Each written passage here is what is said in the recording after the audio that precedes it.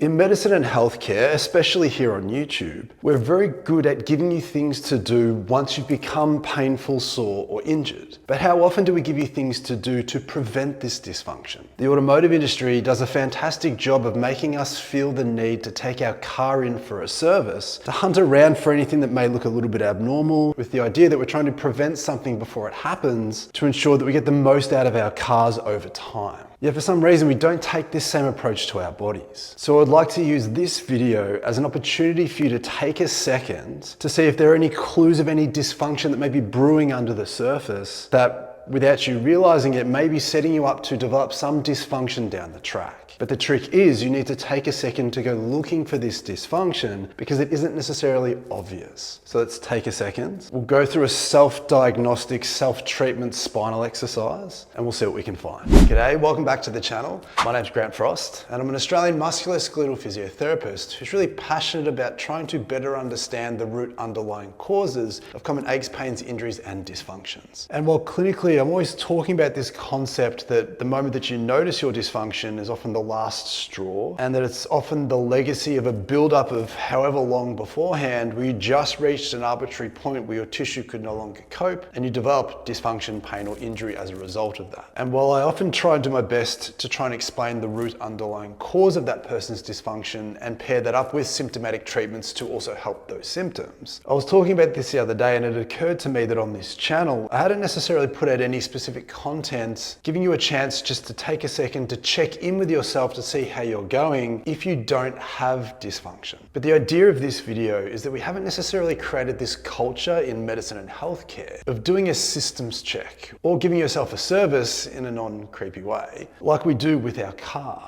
So if we can pick up on some of the hidden clues and look out for these things and address these things before it gets to critical points, then clearly we have the best chance of avoiding these issues. And the reason why I wanted to take you through this basic spinal assessment is because for me clinically, as someone who's trying to understand the root cause of a lot of dysfunction that I see, clearly if you have a neck or a trunk issue, the spine is most likely at fault. But what I think a lot of people miss in the general public, but also within my industry currently, is if you have a peripheral issue, a shoulder issue, an elbow issue, a hand issue, a hip issue, a knee issue, an ankle issue, and anything in between those joints, the reason why that can be there, especially if it's a random thing that's happened and there's no direct trauma that's caused it, the root cause of that may still be a corresponding section of your spine. Maintaining good spinal health and function is crucial to give permission for the rest of your body to function normally. And so the way that I'd like to structure this is we're going to take a ball, and you can do this lying down, you can do it sitting or standing up against a wall, whatever you feel is the most comfortable for you. So all I'd like you to do here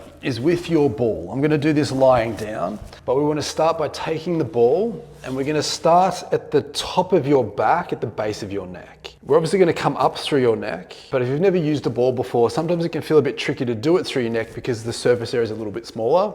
I want you to become familiar with the technique first on the broader surface area of your rib cage, and then we can move it up or down based on what you're looking for. So we're going to take that ball, we're going to find the big bump at the base of your neck. That signifies the junction between your neck and your upper back. We just want to go directly below that onto the next bump down. And we're not going to put pressure on the bump, but if we let the ball literally just fall off to either side onto the fleshy part, this is where the spinal joints are. And this is what we're going to look for today. This is really important fundamentally in a lot of people's hidden dysfunction is deep joint dysfunction. So again, ball just below that bump, just off to the side, then either sitting or standing up against a wall or lying down on top of the ball. We just want you to get comfortable here. We definitely want to care about anything that feels tender or sore, although if you don't have any overt pain or dysfunction to begin with, that may not be the defining feature here. When we're trying to service you and service your car, we're looking for things that feel rusty, stiff, tight, more dense than the other side. And this acts like a handbrake to so much function of your body that sometimes you can't appreciate how much of a handbrake it is until you take it off and see how you feel afterwards. The unique aspect of your upper back is that we have two joints to consider. We have the spinal joints, which is the joint immediately off to the side of the bumps down the middle. If you were to come out a little bit wider again, we're suddenly going to hit the joint where the rib attaches into the spine. Both of these joints can be dysfunctional. Both of these joints can cause a cascade of dysfunction elsewhere. So what I'd like you to do is being right up against the bump in the middle, get a sense of how that feels, come out a little bit wider, get a sense of how that feels, compare it right to left.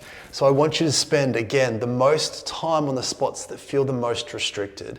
We're not here to roll around and move around as the exercise. Once you've found a spot that feels meaningful to you, we just want to stay here. We want to let the ball sink in. We want to try and relax the soft tissue over the top. Do this when you're watching TV. Do this when you're using your phone. Spend some time in this position, allowing the ball to make some change to this tissue. And then from here, we can just be very systematic. We want you to then move the ball up a little bit or down a little bit. Just systematically work your way down through your spine, all the way down through your rib cage. Take note of how you feel. But what's interesting about your thoracic spine is that if you have tight chest muscles, costochondritis, if you deal with indigestion, you get heartburn, if you currently feel heightened through stress and anxiety, if you have shoulder dysfunction, a lot of these systems function off of the function of your upper back. So again, if that is subtly dysfunctional, maybe that is setting you up to become dysfunctional in other ways. So again, once you spend some time, you feel like your upper back's a little bit looser, a little bit freer,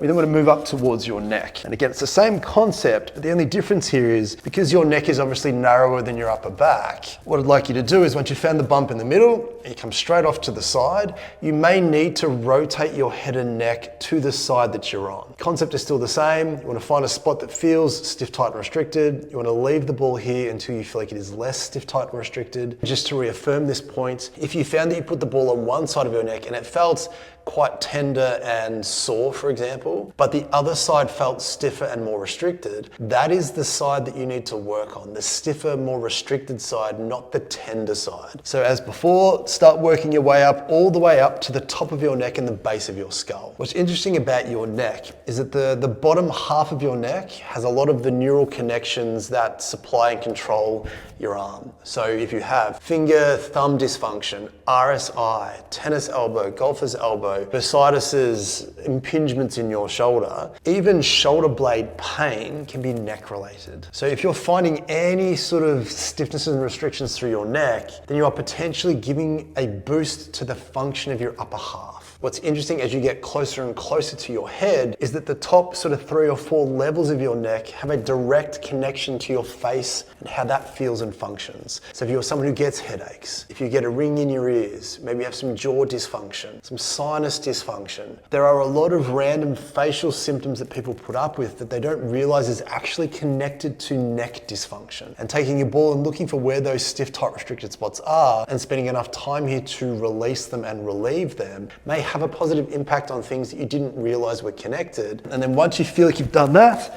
and you're confident that your neck now feels and moves a bit better, we can then move down to the lower half. So as we come down to the base of the rib cage, starting at the top there, same thing.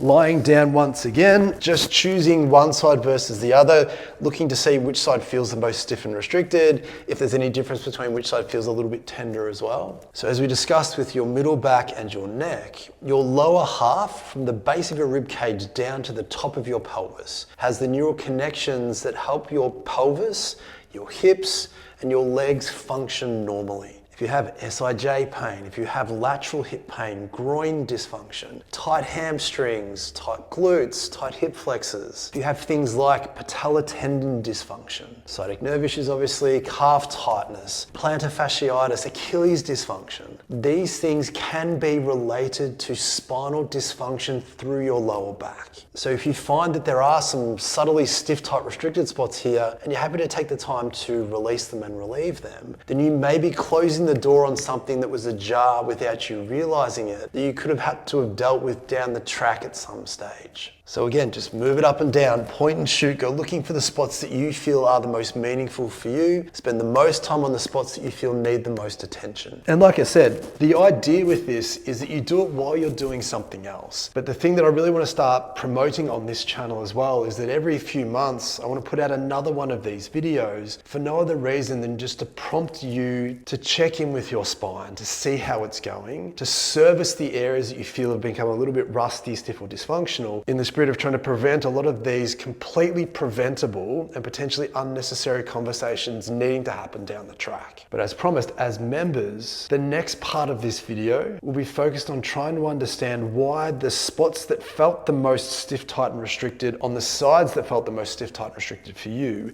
are there in the first place. So please consider becoming a member and supporting the channel. So as always, I genuinely hope that that was helpful and insightful for you. Conceptually, I think a video like this can be really helpful. So if it was, please consider leaving a like on the video and subscribing to the channel if you want more of this type of content from me, especially as I tend to drop these reminder videos to check in with yourself. If you want more in-depth and extended versions of these videos, please consider becoming a member. It really does help support me in the channel and allows me to keep doing this long term. If you are dealing with an ache or pain and would like me to specifically help you through that, then please consider booking in an online consultation with me. With that being said, I hope that was helpful. Good luck servicing yourself, and I'll talk to you soon.